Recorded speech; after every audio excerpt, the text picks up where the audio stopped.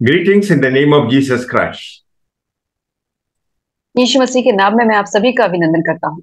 Welcome to this Sunday Hindi service of Ebenson Ministries. और आपके इस हिंदी संडे सर्विस में इवेंचुअल मिनिस्ट्री की तरफ से मैं आप सभी का स्वागत करता हूँ। For today's meditation, let us turn to the book of Isaiah, chapter 14, verses 28 to 32. और आज के लिए हम देखेंगे यशायाह की किताब से उसका 14 अध्याय और 28 से लेके 32 वचन हम देखेंगे। This is the burden which came in the year that King Ahaz died. और यहाँ पे हम देखते हैं कि जिस वर्ष जब आहाज जो राजा था जो मर गया तो फिर क्या हुआ था। Do not rejoice, all you of Philistia, because the rod that struck you is broken, for out of the serpent's roots will come forth a viper, and its offspring will be a fiery flying serpent. और हे सारे पलिश्ती, तू इसीलिए आनंद ना कर कि तुझे मारने वाली लाठी टूट गई, क्योंकि सर्प की जड़ से एक काला नाग उत्पन्न होगा और उसका फल एक उजाड़ने वाला और तेज विष वाला अग्नि सर्प होगा। तब कंगालों के जेठे खाएंगे और दरिद्र लोग निडर बैठने पाएंगे, परंतु मैं तेरे वंश को भूख से मार डालूंगा। The firstborn of the poor will feed, and the needy will lie down in safety. I will kill your roots with famine, and it will slay your remnants. और जो जो लोग जो कमजोर होंगे, जो कंगाल होंगे, उनके जो जेठे होंगे उस घर में बड़े और दरिद्र लोग जो होंगे वो निडर बैठे रहेंगे, परंतु मैं तेरे वंश को भूख से मार डालूंगा और तेरे बचे हुए लोग घात किए जाएंगे। Wail, O gate, cry, O city, all you of Philistia are desolate, for smoke will come from the north, and no one will be alone in his appointed times. हे फाटक तू हाय हाय कर, हे नगर तू चिल्ला, हे पलिश्ती तू सब का सब पिघल जा, क्योंकि उत्तर से एक धुआं उठेगा और उसकी सेना में से कोई पीछे ना रहेगा। What will one then answer the messengers of the nation? That the Lord has founded Zion, and the poor of his people shall take refuge in it. तब जाति जाति के दूतों को क्या उत्तर दिया जाएगा, यह कि यहोवा ने सिय्योन की नींव डाली है और उसकी प्रजा के दीन लोग उसमें शरण लेंगे।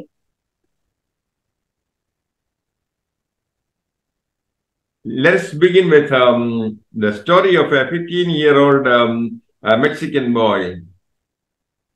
और हम एक कहानी से शुरुआत करते हैं कि एक मेक्सिको में एक रहने वाला एक 15 साल का बच्चा, उससे Three large women held tightly 15 years old Mexican boy, slapping, kicking him, shouting to renounce faith in Christ. और एक 15 साल का जो बच्चा था उसे 3 औरतों ने उसे पकड़ के उसे मारा, उसे उसे टॉर्चर किया, क्योंकि वो परमेश्वर पे विश्वास करता था इसलिए। He said, I will not deny Jesus Christ even if I have to die. और तब उस बालक ने कहा कि मैं यीशु मसीह का इनकार नहीं करूंगा, चाहे मुझे इसके लिए मौत का भी सामना करना पड़े तो भी। His name is Mariano. और उसका नाम था Mariano. Mariano exclaimed as a crowd gathered there. और वो वहां पे एक जब था तो एक पूरी भीड़ वहां पे जमा हुई थी। Seeing the crowd, his captors released him. और उस भीड़ को देख के जिन लोगों ने उसको पकड़ा था उसको छोड़ दिया। Unfortunately, the crowd suddenly recaptured him, struck with sticks. और ऐसा दुर्भाग्य से ऐसा हुआ कि उस भीड़ ने फिर से उसे पकड़ लिया और डंडों से उसे घेर लिया। Mariano cried out to the Lord, I am in your hands. और तब मारियानो जो था वो परमेश्वर की दुहाई देने लगा, चिल्लाने लगा कि अब मैं तेरे हाथों में हूँ। Do with me whatever you will, Lord. और आप मेरे साथ वैसा ही करें जैसा आप चाहते हैं। At that moment, a tall man beside Mariano and shouted to the crowd, whatever you do to this kid, you do it to me. और तब एक एक व्यक्ति वहां पे आके मारियानो के बगल में खड़ा हुआ और उस भीड़ से कहने लगा, जो कुछ भी तुम उस बच्चे के साथ करोगे उसे तुम्हें मेरे साथ भी करना होगा। Suddenly, torrential rain poured down and the crowd dispersed. और वहां पे बहुत जोर से बारिश होने लगी और भीड़ चली गई। That was Jesus Christ who appeared to him. और ये वो यीशु मसीह थे जो उसके पास आके वहां पे उपस्थित हुए। Jesus promised to be with us always. और यीशु मसीह ने वादा किया कि वो हमारे साथ रहेगा हमेशा। He is a promise-keeping God. और वो अपने वायदे को पूरा करने वाला परमेश्वर है। In the scripture before us, the Old Testament people were in a similar situation as young Mariano. और जो पुरानी जो नियम है उसमें ये जो व्यक्ति के बारे में हमने पढ़ा कि वो भी उसी सिचुएशन में था जैसे कि ये मारियानो था। Philistines were taking delight in the prospect of Judah's imminent destruction. और जो फिलिस्ती थे वो बहुत ही आनंद मना रहे थे क्योंकि जो यहूदियों में जितना भी जो उनकी बर्बादी चल रही थी उसको देख के। Even today, the Lord is promising to preserve His people. और आज भी परमेश्वर ये चीज वादा करता है कि वो अपने अपने जो लोग हैं उनको वो बचा के रखेगा। The Lord will provide a mighty deliverance when all things seem lost. और जब आपको ऐसा लगेगा कि सारी चीजें खत्म हो गई तब परमेश्वर जो है वो आपको छुटकारा देगा ऐसी परिस्थिति में भी। Lord promised to provide a mighty savior. और परमेश्वर ने ये वादा किया है कि वो एक बहुत ही जो उद्धार करता है उसको हमें देगा। Do not rejoice, all you Philistia, because the rod that struck you is broken. For out of the serpent's roots will come forth a viper, and its offspring will be a fiery flying serpent. हे सारे फलिस्ती, तू इसीलिए आनंद ना कर कि तुझे मारने वाली लाठी टूट गई, क्योंकि सर्प की जड़ से एक काला नाग उत्पन्न होगा और उसका फल एक उड़ाने वाला और तेज विष वाला अग्नि सर्प होगा। When King Ahaz died, Judah lost a seasonal leader. और जब जो राजा आहाज था जब उसकी मृत्यु हो गई तो यहूदियों का जो ये राजा था उन लोगों ने अपने राजा को खो दिया था। Since the days of David, they repelled enemies and enjoyed much success. और दाऊद के समय से ही वो लोग उसके उनके ऊपर चढ़ाई करते थे और ये लोग जीतते थे। But this had begun to change in the days of Ahaz. लेकिन ये सारी चीजें बदलने लगी आहाज राजा के टाइम से। Then under the reign of Ahaz, the demise of Judah began. और जब आहाज के टाइम से ही जो यहूदियों का राज्य था वो थोड़ा सा ठीक होता नजर आ रहा था। Philistines began to rejoice at the prospect of Judah's imminent destruction at the hands of Assyrian armies. और लेकिन जब उन लोगों का जब विनाश होने लगा तब जो पलिश्ती थे वो उस पे आनंद करने लगे क्योंकि उनका राजा अब खत्म हो गया था। But the Lord addressed the Philistines not to rejoice. लेकिन परमेश्वर ने फिलिस्तियों को कहा कि तुम ज्यादा आनंद मत करो। If we compare Ahaz to a snake, even more deadly for them would be Hezekiah, the next king. और अगर हम आहाज को उस सांप से अगर कंपेयर करें उसकी तुलना करें तो उससे भी भयानक जो सांप था वो ये हिजकिय्याह जो आने वाला इसके बाद का राजा था वो था। Jehovah was with Hezekiah. और परमेश्वर जो था यहोवा वो हिजकिय्याह के साथ था। It also implies the most potent enemy of all, a reference to the Messiah. और ये आपको दिखाता है कि जो मसीह के रेफरेंस में के जो सबसे ज्यादा बड़ा दुश्मन था उसको दिखाता है। Messiah shall completely defeat all those who oppose God and His kingdom. और जो मसीहा है वो हर किसी को का विनाश कर देगा जो उसके राज्य के खिलाफ में लड़ाई करेगा। when all seems lost, and the enemies of your soul to anticipate with glee your spiritual demise, remember the Lord's promise to provide a mighty Savior. और जब सब कुछ खोया हुआ, जब सब कुछ खत्म होता हुआ नजर आए और आपके जो जान के दुश्मन हो जो आप पे चढ़ाई करे, तब आप हमेशा एक बात याद रखिए कि जो परमेश्वर है वो हमें एक छुटकारा दिलाएगा। Place yourself under His care. और आप अपने आप को जो है वो उसके केयर के अंदर आप रखें। The church shall never perish. और वो जो जो गिरजा घर है वो कभी भी खत्म नहीं होगा। Jesus is there to defend the church. और क्योंकि यीशु है वहां पे उस चर्च को बचाने के लिए। The Lord is there to guide and sustain the believers. और क्योंकि परमेश्वर यीशु मसीह वहां पे है उन विश्वासियों को गाइड करने के लिए, उन्हें समझाने के लिए। Jesus promised to the believers that He would always be with them to the end. और यीशु मसीह ने उन विश्वासियों को वादा किया कि वो हमेशा उनके साथ रहेगा इस जगत के अंत तक। When all things seem lost, remember the promise to provide a mighty victory. और जब सब चीज खत्म होती हुई आपको नजर आए, तब हमेशा उस वादे को याद करिएगा कि परमेश्वर आपको एक विजयी देगा। Verses 30 and 31. तब कंगालों के जेठे खाएंगे और दरिद्र लोग निडर बैठने पाएंगे, परंतु मैं तेरे वंश को भूख से मार डालूंगा और तेरे बचे हुए लोग घात किए जाएंगे। हे फाटक, तू हाय हाय कर।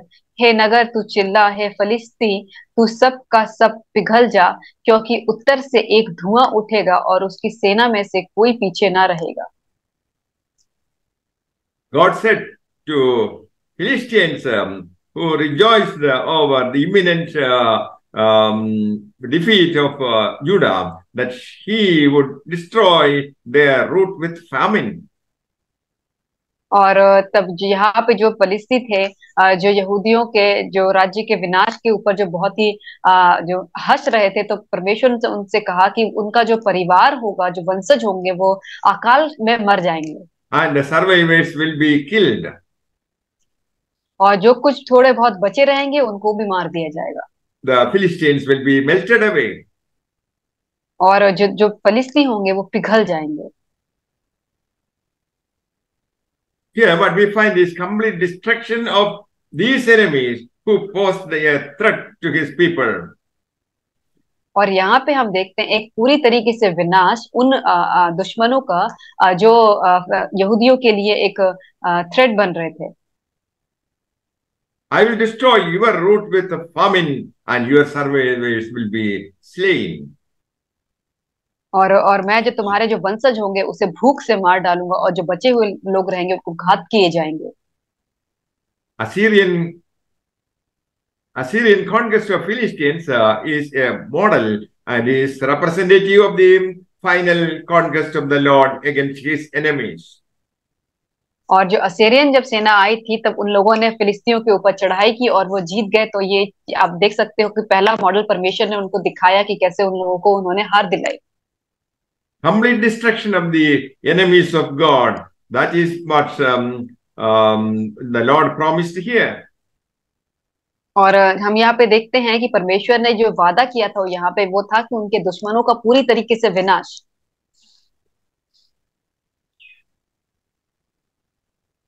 Consider the deliverance of Israelites from Egypt. और आप ये चीज को देखें कि इस्राएलियों को कैसे मिस्र से उसने पूरा बचा के लेकर आया था। God fought for His children. और परमेश्वर अपने बच्चों के लिए लड़ाई किया And delivered them from the slavery of Pharaoh. और उन्होंने अपने बच्चों को उस फिरौन राजा के जो दासत्व में थे वहां से उनको छुड़ा के लेकर आया। Revelation chapter 20 verse 10.